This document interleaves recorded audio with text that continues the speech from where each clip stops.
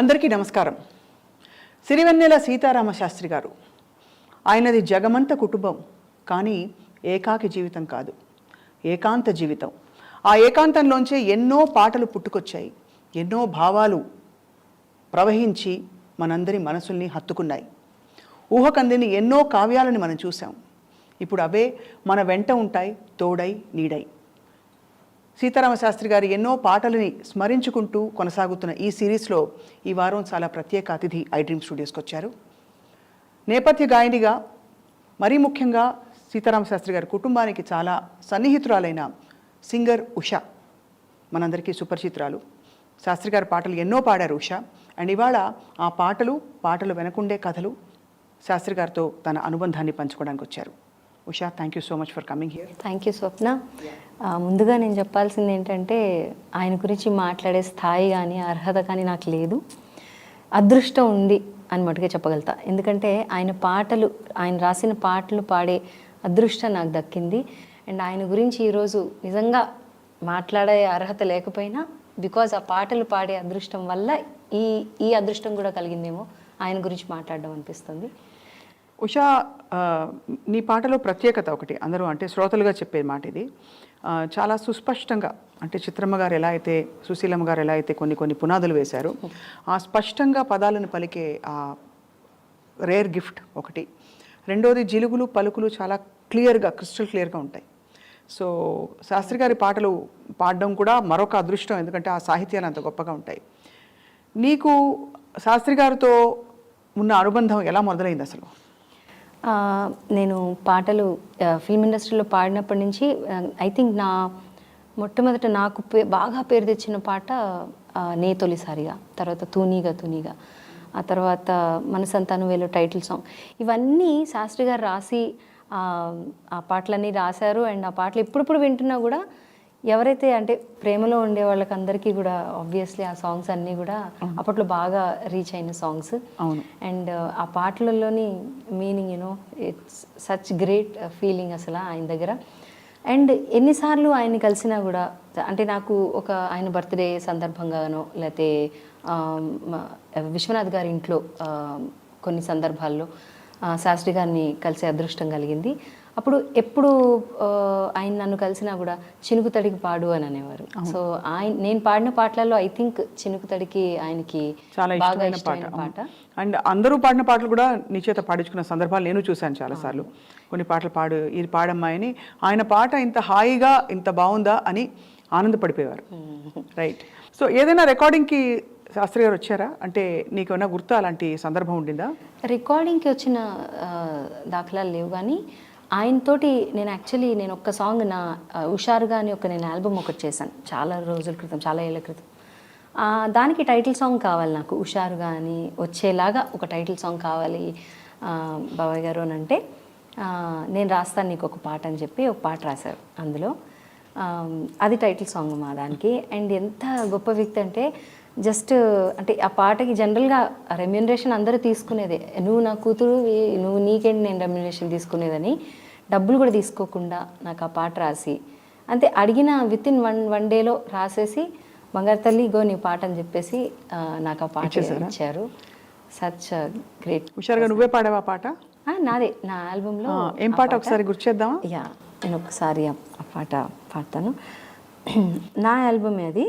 అంటే అది title song లాగా అంటే ఎలా అంటే, అందులో 6 సాంగ్స్ చేశాను. అందులో ఫస్ట్ సాంగ్ శాస్త్రి గారిని అడిగితే అలా రాసి పెట్టారు. కానీ ఆ హుషారుగా ఆల్బమ్కి మ్యూజిక్ డైరెక్టర్ ఎవరు? అనూప్ రూబెన్స్ గారు. నాకు గుర్తు, యాక్చువల్లీ ఇప్పుడు గుర్తు. మంచి పాటలు ఉన్నాయి అందులో, మంచి పాటలు అందులో ఫస్ట్ పాట మాట ఇది. తోం తోం తన తోం తోం తన తోం తీరే నా ధీరే తోం తోం తన తోం తోం తోం ధీరే నా ధీరే నా.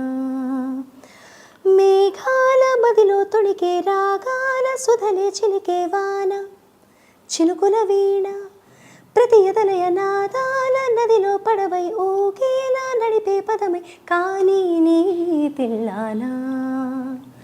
తోం దోం తన తోం దోం తన తోం ధీరే నా ధీరే తోం దోం తన తోం దోం తోం ధీరే నా ధీరే నా. తర్వాత ఈ పాట రాసినప్పుడు ఆయనతోటి అంటే కొంచెంసేపు కూర్చోవడం జరిగింది. సో అలా హుషారుగాతో ఇంకా మరింత దగ్గర ప్రయాణం మొదలైంది. శాస్త్రి గారి పాటల్లో తూనిగా తూనిగా చాలా ఫేమస్ అయిన పాట, చాలా ఫేమస్. ఇప్పటికీ నీకు కూడా ఒక ఐడెంటిటీ తెచ్చిచ్చిన పాట అది. ఆ తూనిగా పాడేటప్పుడు నీకేమైనా వర్డ్స్లో డౌట్లు వచ్చి అలాంటివి జరిగాయా? అంటే ఇదేంటని, అంటే సాహిత్యంతో కూడా అనుబంధం కలుగుతుంది కదా. అవును అవును, నాకు యాక్చువల్లీ అంటే నిజంగా చెప్పాలి సాహిత్యంతో అంత ప్రవేశం లేదు. బట్ శాస్త్రి గారి పాటలు ఎప్పుడైతే నేను సొంతంగా పాడేటప్పుడు అదొక వేరే ఫీలింగ్ కదా. ఆయన ఇచ్చినప్పుడు ఆ లిరిక్స్ని అర్థం చేసుకుంటూ అప్పుడు పాడతాం కదా. అరే కొత్త పాటని అంత అంటే ఆ మీనింగ్ని అంత బాగా ఆయన అంటే పామర్లకు కూడా అర్థమయ్యేలాగా రాసేవారు. సో ఐ ఫెల్ట్ అదే ప్రత్యేకత అనిపించింది నాకు. అండ్ తూనిగా పాడేటప్పుడు అసలు ఆబ్వియస్లీ లిరిక్స్ తెలిసిందే. నీకేం చెప్పారు ఆ పాట పాడేటప్పుడు ఆర్వి పట్నాయక్ గారు? చిన్నపిల్లలు ఇద్దరు చిన్నపిల్లలు పాడుతున్నారు ఈ పాటని. సో కొంచెం చిన్న పిల్ల వాయిస్ పెట్టి పాడమని చెప్పారు.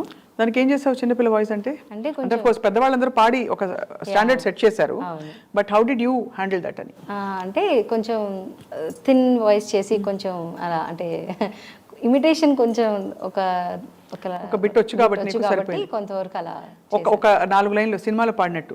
దోసిట్లో చుక్క పోగేసిస్తున్నాగా వదిలేయకు సీతాకోక చిలకలుగా బామ్మ బాగుంది చిట్కా నాకు నేర్పిస్తే చక్క సూర్యుణ్ణి కరిగిస్తాగా చినుకులుగా సూర్యుడు ఏడి నీతో ఆడి చందమామైపోయాడుగా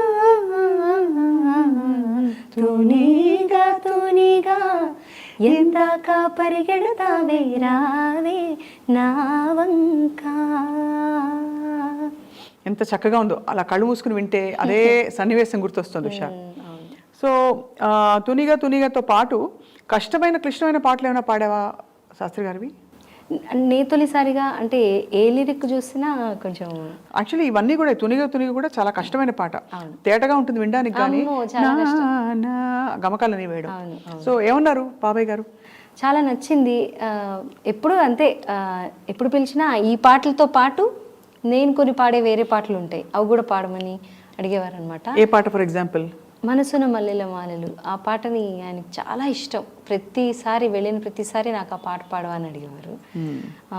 అండ్ ఆ పాట తర్వాత విశ్వనాథ్ గారి దగ్గరికి వెళ్ళినప్పుడు శాస్త్రి గారు కూడా అక్కడ ఉన్నప్పుడు బాలుడా గోపాలుడా జాలిగా జాబులమ్మ పాడమనేవారు. అయితే ఒక లైన్ పాడాలి కదా. నాకు ఆ సాంగ్ అంటే చాలా ఇష్టం, ఎందుకంటే మొన్న కూడా విశ్వనాథ్ గారిది సంస్మరణ సభ కళాంజలి అని అందులో జరిగింది కదా, దానిలో కూడా పాడదాము అని అనుకున్నాను చాలా ఆ పాట, కానీ టైం వల్ల పాడలేకపోయాను. సో మేబీ ఇది ఒక అవకాశం ఆ పాట పాడాను. అవును ఖచ్చితంగా. జాలిగా జాబిలమ్మ రే రే అంతా రెప్పవేయనే లేదు ఎందుచేత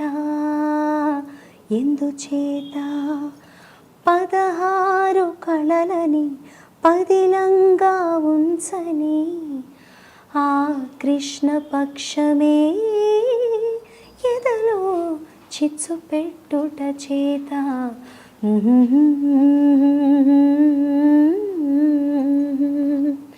కాటుక కంటి నీరు పెదవులనంట నీకు చిరునవ్వు దీపకళిక చిన్నబోనీయకు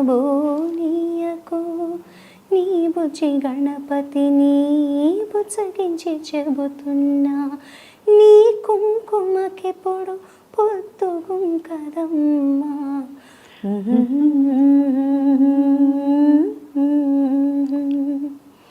సున్ని పిండిని నలిచి చిన్నారిగా మలచి సంతసాన మునిగింది సంతులేని పార్వతి సుతుడన్న మతి మరచి శూలాన మెడ విరిచి పెద్దరికం చూపే చిత్సు కంటి పెనిమిటి ప్రాణపతి నంటుందా బిటగతి కంటుందా ప్రాణపతి నంటుందా బిటగతి కంటుందా ఆ రెండు కళ్ళల్లో అది కన్నీటి చితి, కాలకూటం కన్నా ఘాటైన గరళమిది, గొంతు నులిమి గురుతై వెంటనే ఉంటుంది.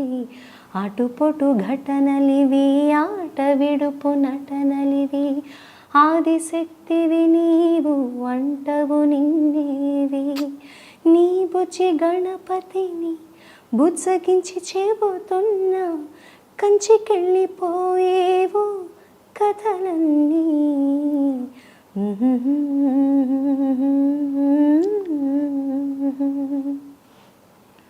చాలా చాలా అద్భుతంగా పాడావు ఉషా. Thank you. ఎంత ఎక్స్ప్రెషన్తో, ఎంత బ్యూటిఫుల్గా ఆ సాహిత్యానికి పూర్తి న్యాయం చేస్తూ, అందుకే ఆయన చాలా విని సంతోషపడేవారు, ఆనందపడేవారు నిజంగా. సీతారామ శాస్త్రి అంటే నాకు మాటల కన్నా ఈరోజు మాటల కన్నా పాటలే పాడదాం. ఎందుకంటే ఆయన గురించి ఎంత చెప్పుకున్నా, ఇప్పుడు నిన్న వడ్లమాని శ్రీనివాస్ గారిది ఇంటర్వ్యూ చూశాను నిన్న. నాకు అనిపించింది అంత యాక్చువల్లీ ఆయన గురించి మాట్లాడాలని అంటే ఆ స్థాయి ఉండాలి, సాహిత్యం బాగా తెలిసి పాండిత్యం ఉండాలి. బట్ నాకు అవేవి పెద్దగా లేవు కాబట్టి నేను నా వంతుగా పాటలు పాడదామని, నిజంగా పాటలు పాడించి నువ్వు కాపాడాలి. చాలా చాలా బ్యూటిఫుల్గా పాడావు ఉషా. నీ భావం అర్థమవుతుంది, కానీ తప్పకుండా ఆ జ్ఞాపకాలు నాకు గుర్తు, నేను కూడా ఉన్నాను కాబట్టి చాలా సందర్భాల్లో. సో ఇంకొక చాలా ఇష్టమైన పాట శాస్త్రి గారికి, నే తొలిసారిగా కాకుండా కూడా 2-3 పాటలు ఉన్నాయి నీవి. ఇంకా నేను పాటలలో 1000 కన్నులతో, తర్వాత చినుకు తడికి, సత్యం ఏమిటో స్వప్నం ఏమిటో, అది కూడా ఆ పాట అతిథి సినిమాలో. లంగా ఓణి కూడా ఒకసారి ఆ పాట పాడదాం. చాలా రోజులు ఆ పాట నాకు తెలియక నేను చిత్రగారు పాడాను అనుకునేదాన్ని. ఆ పాట కూడా నాకు చాలా ఇష్టం. అంటే ఎంత గ్రేట్ థింగ్ అంటే, శాస్త్రి గారి కలం నుంచి మంచి చాలా అందమైన మాస్ పాటలు, చాలా భావయుక్తమైన పూర్తి సాహిత్యం, భాషపై చాలా ఎంఫసైజ్ చేసే మంచి పాటలు, అన్ని గొప్ప పాటలు. మళ్ళీ లంగావణి నేటితో రద్దయిపోని అనే ఆ భావం అది.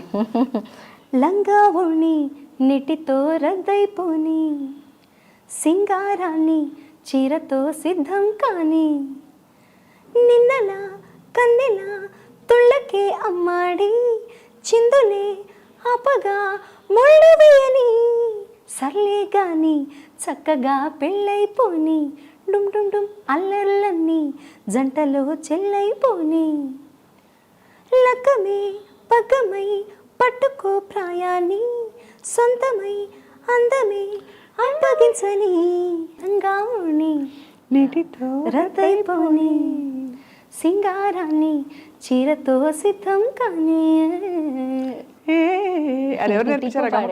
టిప్పు పాడాడు అది. చాలా బ్యూటిఫుల్ సాంగ్ ఇది, మంచి సూపర్ హిట్ పాట. అన్ని యాక్చువల్లీ ఎందుకో నే తొలిసారిగా, తర్వాత చినుకు తడికి, ఇవి బాగా ఉషకి కేర్ ఆఫ్ అడ్రస్గా మారే, కానీ ఇంకా చాలా మంచి మంచి హిట్ సాంగ్స్ చాలా ఉన్నాయి. అంటే ఫస్ట్ ఆ టైంలో నీ వచ్చిన ఫ్రెష్ వాయిస్ ఒకటి ఇండస్ట్రీకి రావడం, చాలా అంటే మంచి గాత్రధర్మం అంటారు కదా, అలా మంచి ఫౌండేషన్ ఉండే అనిపించేది అనమాట. నువ్వు నేర్చుకోలేదు అంటూ ఉంటావు, కానీ అన్ని గమకాలు పలుకుతాయి కదా నీకు. అండ్ ఎప్పుడైనా బాబాయ్ గారు, సీతారామ శాస్త్రి గారు గజల్స్ అవి వినేవారా నీవి? చాలా చాలా, ఆయనకి చాలా ఇష్టం. అంటే ఆయన రాసిన పాటలు పాడిన తర్వాత నెక్స్ట్ నాకు నచ్చిన పాటలు అవి కూడా పాడి వినిపించేదాన్ని. నెక్స్ట్ టైం నుంచి ఇంకా నాకు మొన్న పాడావు కదా ఆ పాట పాడు అని అడిగేవారు. ఇట్స్ ఆల్ అబౌట్ అంటే ఆయనతో టైం స్పెండ్ చేయడం అనేది నిజంగా నా అదృష్టం. ఎందుకంటే అంత పాండిత్యం ఉన్న ఆయన అవును నాతో నా కూతురు లాంటి దానివి అని అనడం అనేది, ఆయన అందరినీ కూడా ఎప్పుడూ ఒక పుత్రవాత్సల్యం ఉండేది ఉంటుంది. రెండోది అందరితో బంధం కలిపేవారు. అవును. అండ్ ఇంకోటి ఏంటంటే ఆయనది వసుదైక ప్రేమ, నిజంగా అంటారు కదా, అలా ఆ ప్రేమ కనిపించేది ఆయన వాతావరణంలోనే. ఇది చాలా మంది సన్నిహితులకు అర్థమవుతుంది. అవును, ఎవరు వెళ్ళినా కూడా ఏదో ఒక వరుసతోటి వాళ్ళని కలుపుకొని, నేను వెళ్ళంగానే ఈవెన్ మా అల్లుడు ఎలా ఉన్నాడని అడగడం, అదిగో వచ్చింది మా అమ్మాయి అని చెప్పి పిలవడం, అదంతా ఎంత అదృష్టం ఉంటే. ఆయనకు చాలా ఇష్టమైన చినుకు తడికి శబాష్ బేష్. నువ్వు మామూలుగా సంగతులు వేస్తూ ఉంటావు బయట పాడినప్పుడు, అలా వీటికి ఏమైనా వేసావా? అంత సంగతులు వేసి వినిపించడం శాస్త్రి గారికి? ఆహా లేదు, ఎప్పుడు ఆయన దగ్గర పాట యాజ్ ఇట్ ఈస్గానే పాడాను. మనసున మల్లెలే ఆయనకి బాగా ఇష్టం. అంటే భానుమతి గారిది బాగా లోవర్ ఆక్టేవ్లో పాడేవారు కదా, కొంచెం నేను దాన్ని నా శృతికి కొంచెం అన్వయించుకుని పాడేదాన్ని. సో అందుకని ఆయనకి ఇది న్యూగా ఉంది, ఆ పాట కొత్తగా ఉంది అని అనుకునేవారు. ఆ పాట మామూలుగా మనసున మల్లెల, ఇంకా మనసున మల్లెల మాలలుగెనే ఈ స్థాయిలో పాడితే, నేను మనసున మల్లెల మాలలుగెనే కన్నుల వెన్నెల డోలలుగెనే ఎంత ఎన్ని నాళ్ళకి బ్రతుకు పండెను ఎంత హాయి నిండెను. శబాష్ శబాష్ శబాష్. ఈ పాట పాడినప్పుడు ఎంత హాయి ఈ స్టూడియో నిండెను అంతే. ఈ పాట పాడినప్పుడల్లా ఆయన ఎక్స్ప్రెషన్ అది నన్ను పట్టుకుని బంగారు తల్లి అని అనడం, ఇట్స్ పూర్తి ఒక పాటని, కళాన్ని, ఆయన గళాన్ని, ఇంకా అసలు ఇంకా వేరే ఏమీ ప్రపంచం లేదు, అదే ఆయన ప్రపంచం. దాన్ని ప్రపంచానికి ఇవ్వాలి, లోకానికి ఇవ్వాలనే ఒక సంకల్పం ఉండే యోగి సిరివెన్నెల సీతారామ శాస్త్రి గారు. ఎప్పుడైనా పర్సనల్ అడ్వైస్ ఇచ్చేవారా? అంటే ఆయన ఒక అధికారంతో, మమకారంతో ఆయన తీసుకునేవారు బాధ్యత. ఎలా నువ్వు పాడాలి, ఇంకా ఇలా చేయి, ఇలా చేయొద్దు. నాకు ఫోన్ చేసి చాలాసార్లు కొన్ని ఇంటర్వ్యూలు నేను ఏమన్నా చేసినప్పుడు, ఈ ఆలోచన కరెక్ట్ కాదు, నేను ఏకీభవించిన ఇంటర్వ్యూలో మాట్లాడిన వ్యక్తి గురించి అని కొన్ని సందర్భాలు అన్నారు. అలా నీకు ఎప్పుడైనా సలహా ఇచ్చారు, ఇంకా పాడాలి తల్లి, ఎందుకు పాడట్లేదు? నన్ను ఎప్పుడు అనేవారు, నేను నిన్ను తీసుకెళ్తాను అంటే, నాకు రెహమాన్ గారి దగ్గర పాడడం ఇష్టం అని ఆయన దగ్గర చెప్పాను. నేను నెక్స్ట్ టైం రెహమాన్ దగ్గరికి వెళ్ళినప్పుడు నేను తీసుకెళ్తాను ఖచ్చితంగా, నువ్వు పాడాలి. అదేంటి తల్లి నువ్వు పాడకపోవడం ఏంటి, అది ఇది అని నాకు ఎప్పుడు అంటే ఎంకరేజింగ్గా మాట్లాడేవారు. పాటలు అడిగి పాడించుకునేవారు, అండ్ నాతో పాటు కలిసి పాడేవారు ఈ పాటలన్నీ కూడా. విశ్వనాథ్ గారి దగ్గరికి వెళ్ళినప్పుడు కూడా ఆయన ఒక పాట ఏదైనా చెప్తే కలిసి పాడేవాళ్ళం అనమాట. అంటే ఆయన పాడుతుంటే నేను పాడేదన్నమాట. ఫీమేల్ ఇట్లా కూడా పాడే పాటలు చాలా పాటలు. సిగ్గు పూబంతి పాట, యాక్చువల్లీ ఆ రోజు విశ్వనాథ్ గారిది యానివర్సరీ ఉండింది, పెళ్లి రోజు ఉంటే అందరం కలిసి నుంచుని, నేను ఆ పిక్చర్ కూడా షేర్ చేస్తాను, అందరం కలిసి నుంచుని వాళ్ళిద్దరు భోజనం చేస్తుంటే పార్టీ అంతా అయిపోయాక ఓన్లీ మేము అందరమే ఉన్నప్పుడు పాడాము, అందరం కలిసి పాడాము ఆ పాట. సిగ్గు పూబంతి ఇసిరే సీతామాలచ్చి, సిగ్గు పూబంతి ఇసిరే సీతామాలచ్చి, మొగ్గ సింగారం ఇరిసే సుదతి మీనాచి, సొగసు సంపెంగా గుత్తులు మెత్తగా తాకంగా, సొగసు సంపెంగా గుత్తులు మెత్తగా తాకంగా. కానీ ఒకటి ఉషా నాకు అర్థం కాంది, ఇప్పుడు అంత సన్నిహితంగా you are close to Shastri గారి ఫ్యామిలీకి చాలా దగ్గర కదా నువ్వు. ఈ వార్త వినగానే చాలా అందరూ కుదేలైపోయారు. అంతే, నా గుర్తు మన ఇద్దరం మాట్లాడుకున్నాం కూడా ఆ రోజు. అవును మాట్లాడుకున్నాం. నేను తెలియంగానే హాస్పిటల్కి వెళ్ళాము. చాలా షాకింగ్. అంటే ఇంకా వీఆర్ ఎక్స్పెక్టింగ్, అసలు సడన్గా జరిగింది అనిపించింది నాకైతే. ఏ ఫీలింగ్ కూడా చెప్పలేము. అంత క్లోజ్ వ్యక్తి అలా వెళ్ళిపోయారు అని అన్నప్పుడు ఆయనతో ఎప్పుడు ఇంకా టైం స్పెండ్ చేయలేము అనే ఒక బాధ అయితే ఎప్పుడు ఉంటుంది. ఎంత స్పెండ్ చేసిందే మా మెమరీ, అంతే. అవే మెమరీ, అవే జ్ఞాపకాలు, ఆ పాటలే మనకి బలం. బట్ చాలా మంచి మంచి పాటలు శాస్త్రి గారు రాసిన పాటలు ఉషా నీ గొంతులోంచి రావడం అంటే, ఒక కవిత్వం తొలిసారి నీ గళంలో పరిచయం అయిన ఎన్నో మంచి పాటలు ఉన్నాయంటే నీ అదృష్టం నిజంగా. నిజం. ఒక్కసారి తర్వాత వేయి కన్నులతో ఒకసారి నే తొలిసారిగా మా అందరి కోసం. నీ తొలిసారిగా కలగన్నది నిన్నే కదా, నా కళ్ళెదురుగా నిలుచున్నది నువ్వే కదా, స్వప్నమా నువ్వు సత్యమా తేల్చి చెప్పవేం ప్రియతమా, మౌనమో మధుర గానమో తనది అడగవి హృదయమా, ఇంతలో చేరువై అంతలో దూరమై అందవా స్నేహమా. నీ ఆటేమిటో ఏనాటికి ఆపవు కదా, నీ బాటేమిటో ఏ జంటకి చూపవు కదా. తెంచుకో నీవు పంచుకో నీవు ఇంత చనగాటమా, చెప్పుకో నీవు తప్పుకో నీవు నీకు ఇది న్యాయమా. పేరులో ప్రణయమా తీరులో ప్రళయమా, పంతమా బంధమా. ఒక్క అక్షరంలో మార్చేశారు, ప్రణయమా ప్రళయమా. ప్రణయమా తీరులో ప్రళయమా. ఇందులో వేసావు చక్కటి చిన్న చిన్న ఒరిజినల్ గమకాలు కొన్ని. కానీ ఒక విషయం ఏంటంటే, ప్రతి అమ్మాయి మనసులో ఎలా ఉంటుందో ఆ టైంలో ప్రేమలో పడినప్పుడు, మౌనమో మధురగానము తనది అడగవే హృదయమా అని అంటాం. చాలా అంటే ఎంత సున్నితంగా రాశారు, ఎన్ని భావాలను ఆయన చేర్చారు. అండ్ అలా మరోవైపు ఆనతి నీయరా లాంటి ఒక చాలా క్లిష్టమైన అంటే శివుడు గురించి రాసే పాట, గురు శిష్యుల బంధం. శ్రీనివాస్ గారు మాట్లాడిన దాంట్లో చూసా, అంటే ఎంత అంటే ఆయన పాండిత్యం అంత, అంటే ఐ కాంట్ ఈవెన్, నేను దాని గురించి మాట్లాడలేను, కానీ అంత అర్థం చేసుకుని అంత విద్వత్తు ఉండాలి నిజంగా ఆయనను అర్థం చేసుకోవాలి అని అంటే.